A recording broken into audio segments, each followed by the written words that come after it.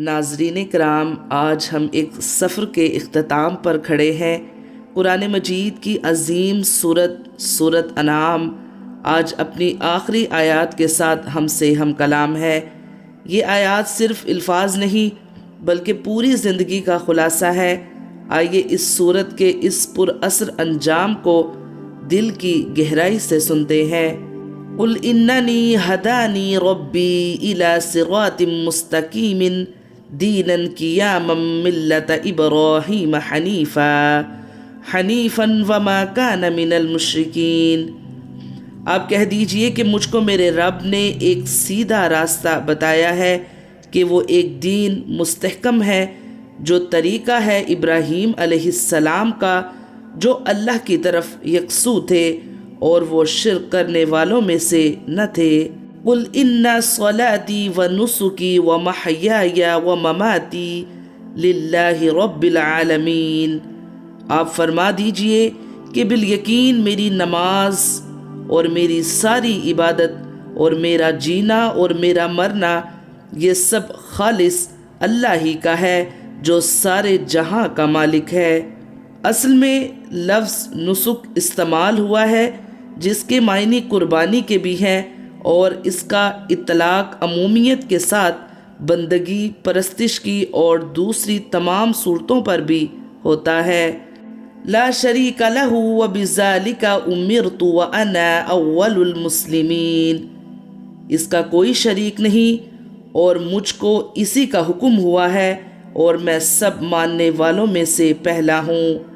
قل اغیر اللہ ابغی ربا وهو رب كل شیء ولا تکسب كل نفس الا علیہا ولا تزر وازرة وزر اخرى ثم الى ربکم مرجعکم فینبئکم بما کنتم فیہ تختلفون۔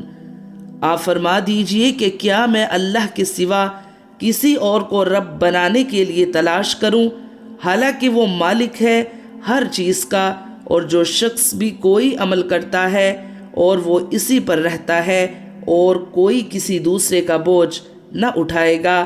پھر تم کو اپنے رب کے پاس جانا ہوگا، پھر تم کو جتلائے گا جس چیز میں تم اختلاف کرتے تھے۔ کفار کبھی کبھی مسلمانوں سے یہ کہتے تھے کہ تم ہمارے مذہب کو اپنا لو، اگر کوئی عذاب ہوا تو تمہارے حصے کا عذاب بھی ہم اپنے سر لے لیں گے۔